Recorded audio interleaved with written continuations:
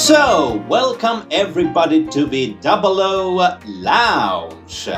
This is Benjamin. I'm Benjamin Kalliomäki and I'm your host. And today I'm joined by Graham Wilbraham and Blair Ballard, the Bond Vivant. Welcome to the channel, gentlemen. Thank you, Benjamin, and hello, everyone. Hi, Benjamin. Hi, Graham. How's it going, guys? Very good, thank you, my friends.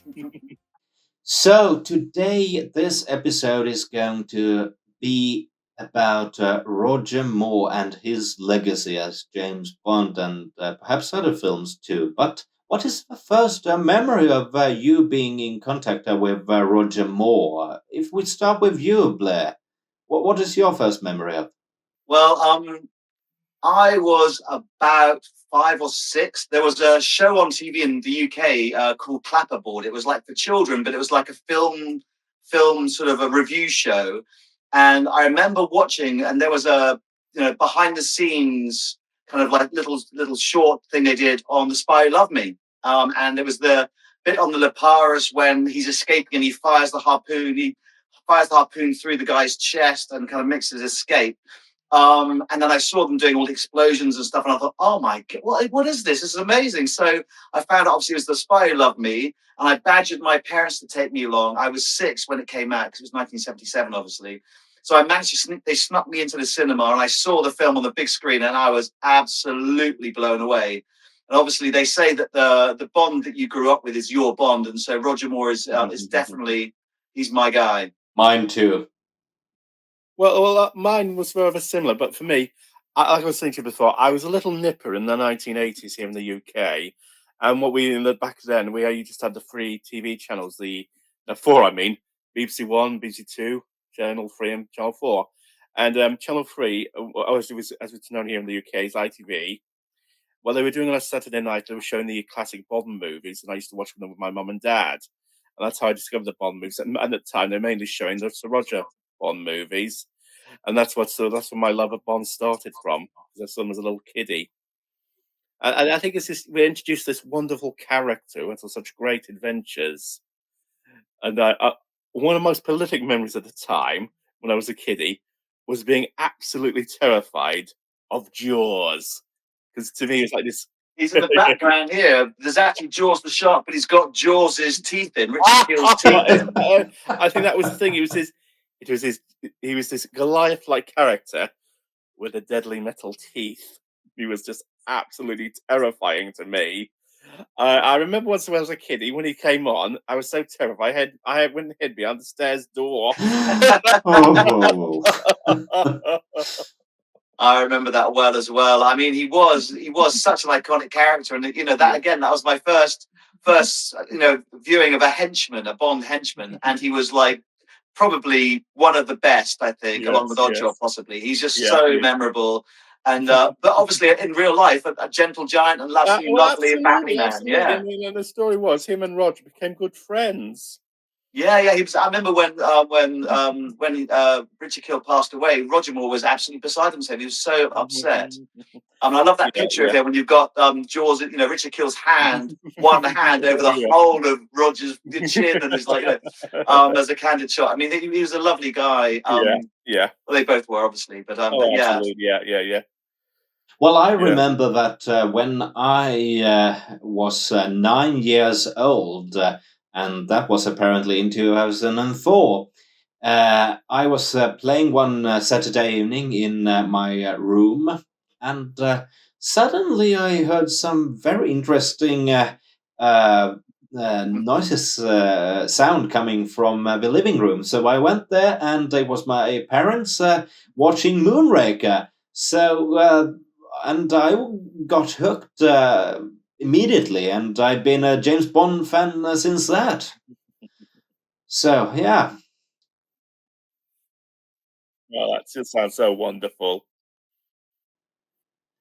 And what about you, Blair and Graham? Oh, I mean, well, for me, Anya Amasova, Barbara Bach, is my favorite Bond girl. I mean, she was just... she was, she could fight. She was just so beautiful as well. When I was a kid, I didn't know what had hit me when I saw her. And so, The Spy Who Loved Me I think advice for top place. I've got like a top three, and it's usually either at the top or number two. I think. It's got a great soundtrack, great villain, great henchman. Obviously, the Lotus Spree, which is it's got all the ingredients you need. I think for a great Bond film, and one I would suggest the full package. Yeah, and one I always suggest to people who've never seen a Bond film before. Goldfinger, GoldenEye, and The Spy Who Loved Me, I think, are the ones that can ease people into the Bond franchise the best, and they kind of sum up what makes Bond so brilliant. Oh yeah, because I think the thing was Anya was so much. They made it very much Bond's equal, and she was also very much, and they proved that underneath she was also a human being struggling with her own feelings, like when Gagor has to tell her that Sergei's been killed, she has to contain how anguished she is. But and it was the Spy Who Loved Me. Because the thing is, so many often with the Bond movies, it's the third movie where the chap playing him makes the role his own, and that's what it was for Bond. They allowed it to be more Bond for Roger, and really got to make it his own. Yeah, absolutely. They really hit their stride, as you say. The third film, they've got their confidence. They're really comfortable in the role, and they can relax a little and actually make it. Exude the confidence, and they also had the budget as well for this one. They really threw lots of money at obviously with the new Bond stage. Yeah, so they had a lot of. It was make or break after the disappointment of Man with the Golden Gun in the box office. They really had to. This was do or die for Cubby Broccoli and Eon. So it really shows on screen, and obviously, the stage they built really shouts from the screen, and it really does make it an amazing spectacle. And what you need the cinema feeling exhilarated. I mean, you really have that kind of like wow factor. Exactly. Well, you've actually reminded me of a wonderful story there, because they saw it at the premiere when people first saw the iconic ski jump at the start. Oh, yes. Yeah, the story was our now king here in the UK, King Charles, who was Prince Charles at the time. He was there representing the royals, and the story was he loved it so much, and everyone did. He joined everyone in standing up and applauding. I know, it was like everyone was like, oh, and then it's like, and it's the British flag as well. Obviously, I mean, it is. I think of the Bond moments, that and the laser table scene from Goldfinger. I think and maybe the bungee jump as well, but. That was the one that really cast the mold really for Bond. I mean, it's just heart in your mouth moment. People really didn't think. I've only been in it 5 minutes and the film's already over, but it's like, it's absolutely incredible. Yeah, exactly. Absolutely incredible. Because I think what also helped was, I think it's one of the roles, I think the story was John Barry was actually off working on the remake of King Kong at the time. So that's why they brought in Marvin Hamlish, and he did such a brilliant job. Well, Bond 77 is one of my favourite songs. I did a video using the Lotus Esprit. Actually, it took some Lotus Esprits to the Top Gear test tracks, some Bond ones. Oh yeah, yes. And the Bond 77 theme from the ski chase and the underwood, it features very very heavily in that, because it's just perfect 1970s rendition of the Bond theme, and it's my favourite. It's my favourite. Yes. Yes. Yeah. Exactly. So I'm going to go. Pardon me a sec. Just think of the because I think one of my favourite bits from the Spy Who Loved Me. It's when the three crews come together for the common cause. Because in the film, General Gogol says, "We've entered a new era of Anglo-Soviet cooperation," and that's proved in the when all the three crews are coming together to save their homelands. It's such a scene, And a lovely little detail I like in that bit. It's a Russian sailor that hands James a magazine for his gun in the one scene. That's a lovely little detail I love. Brilliant, absolutely brilliant. And here's a classic detail. Jaws was originally meant to be killed off in the climax. He was supposed to die in a blaze. But the thing is, Cubby realised he would have fan appeal, so they kept him in. And I have one of Roger's box, Bond on Bond, they said at the premiere, when kids saw Jaws had survived, they were absolutely delighted, because they immediately loved him. And it was letters from kids writing afterwards asking, why couldn't Jaws be a good guy? They had him switch sides in Moonraker. Well, there we go. And he makes, yes, obviously, he comes back for Moonraker and then falls in love. And so it's a happy ending all around, really. Oh, and there's another wonderful story to that. The reason they went for the midget actress, Blanche, is because she was the same size as Richard Keel's real life wife. Really? Wow. Yeah, Crikey. yes. Oh, bless. And obviously, as well, his son featured in the when the lotus comes out of the water. Yes. His son's on the beach, isn't he? He's one of the kids. Yeah. He's the little kid in the blue swing trunks. Yes, that's right. Well, I mean, we are focusing on the Spy Love Me, obviously, but Rogers. I mean, Octopus is another firm favourite of mine. That's my favourite Bond movie. Yeah, there we go. Yeah. But for me, because I used to live in the Middle East, and we used to go across to India quite a lot, and India was always it's one of my favourite countries in the world. Oh yeah. And the people are wonderful, and seeing it in a Bond film and having the Indian sort of people represented, and all the incredible location shots and locations they used. It's another, and so quotable as well. I mean, Kamal Khan has got some great lines, and it's just like, and yeah. It's just a nasty little habit of surviving. Bleed, soon to be extinct. But absolutely. My favourite Bond line is at the start, actually, the end of the pre-title sequence, when he finishes off perfectly. When he once says to the gas station attendant, "Fill her up, please." Fill her up, please. It's just so wonderfully worked. Just Roger. Brilliant, absolutely brilliant. Yes. And that's what we want from a Bond film. We want, I want to be entertained. I want to be exhilarated. I want to leave the cinema, pumping the sky, and feeling positive and happy, and that's what it is. The Bond movies. It's the pure escapism. Exactly. That's what Roger Moore gave us. I mean, people say, "Oh, it was too kind of camp, and it was like not serious enough." And I want to go and be entertained, as you say. I want to leave the cinema happier than when I went in. And sometimes some of the other Bond films, especially some of the Daniel Craig ones, I haven't had that feeling really. So I remember, because I was in London with some of my friends in the Bond community in 2021. We finally got to see No Time to Die. But I think I did leave the cinema in where were we again? Angel Islington. I was at the View Cinema in Angel Islington. I think I was a bit. It was after No Time to Die. Yeah. Yeah, I mean, we laughed at that, feeling a little bit. I think the best way is bemused. Then we walked out into pouring rain. Oh man! And for No Time to Die, I mean, it's one of the only Bond film really that I really rarely watch, because I get so wound up by it. I get so annoyed. And it's not necessarily just the ending, but it's just the henchmen and all the other bits. It just kind of like, I get cringy and I get wound up. Whereas Roger Moore, was just so wonderful and so I always say the thing with Roger Moore, he was also the people's Bond. Yeah, he also had time for people in real life. Yeah, absolutely. What about you, Benjamin? What are your favourite moments from Roger Moore then? Oh, my favourite film is actually The Spy Who Loved Me. That's my absolute favourite. I love it. I adore it. I adore all the scenes, and it's just phenomenal. But I also love Octopussy, especially this scene where Bond is with Q in the hot air balloon, and he says, "I hope you can handle this contraption, Q. It goes by hot air." "Oh, then you can." It's just such a great gag, and it's also the Union Jack hot air balloon. So exactly. What makes us proud? It's just absolutely. I've been lucky enough to meet Maud Adams wearing this shirt. In fact, funnily enough, this surprise shirt. And I got a kiss from Magda as well, another Bond event. She was very nice. I interviewed her, which was lovely. But the Octopussy. I mean, I love all the Roger Moore films. I mean, The Man with the Golden Gun. Oh yeah.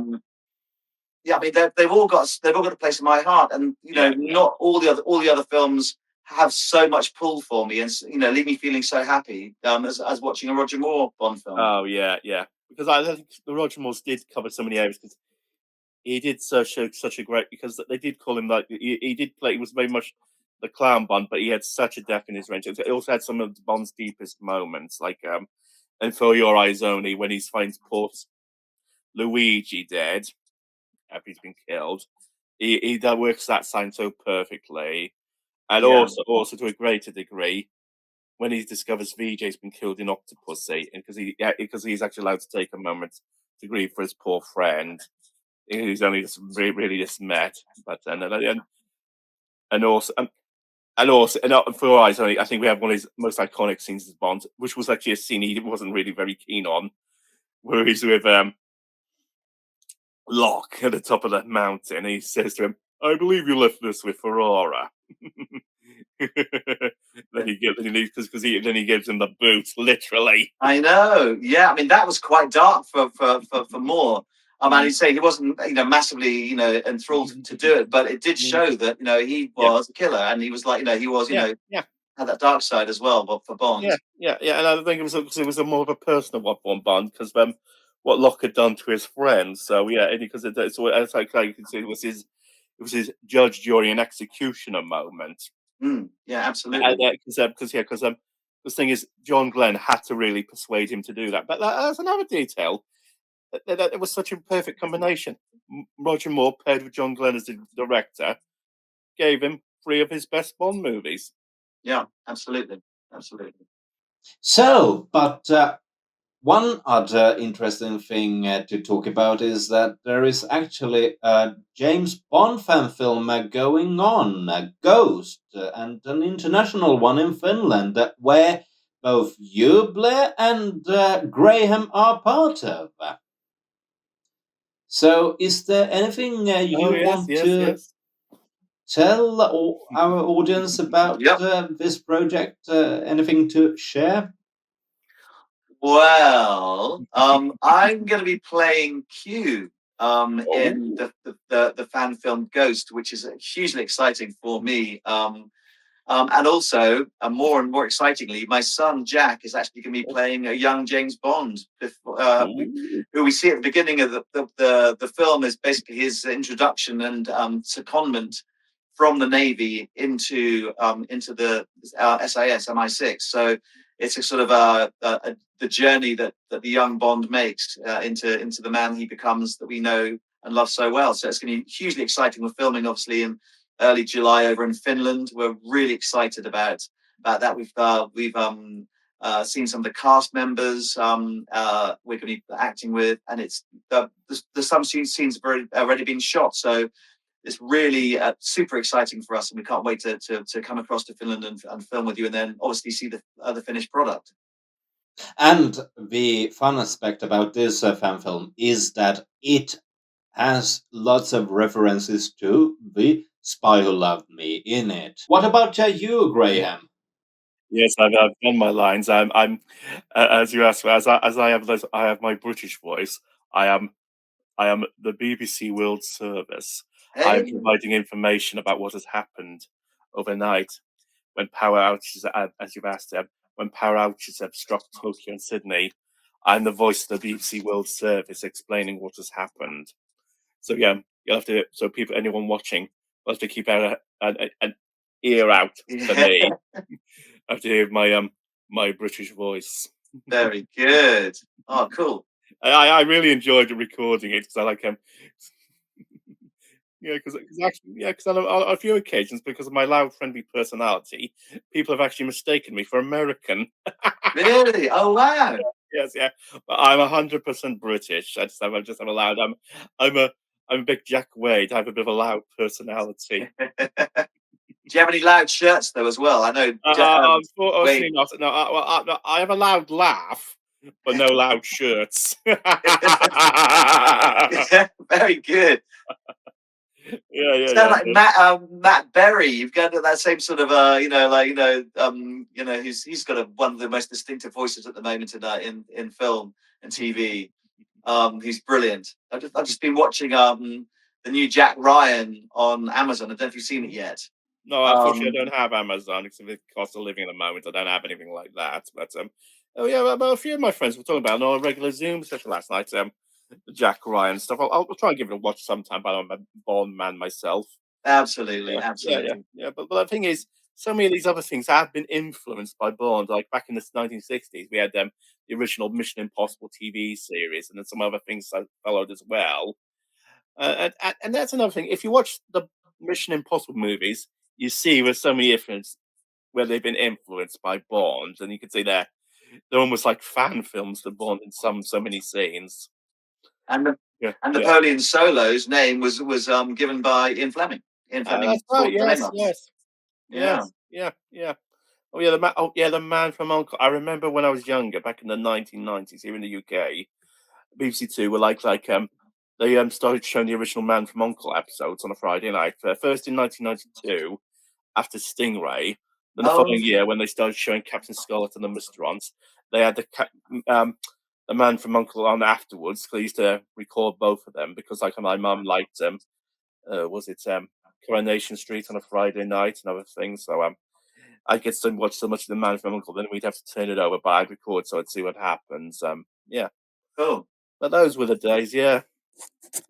So, thank you everybody for joining us on this special exclusive Roger Moore homage video in memory of Sir Roger Moore. If you aren't tired of following us or want to see some more content, please subscribe to our channel and hope to see you all soon. And we will end this session with a tribute video in memory of Sir Roger Moore. Take care and see you soon. Bye bye.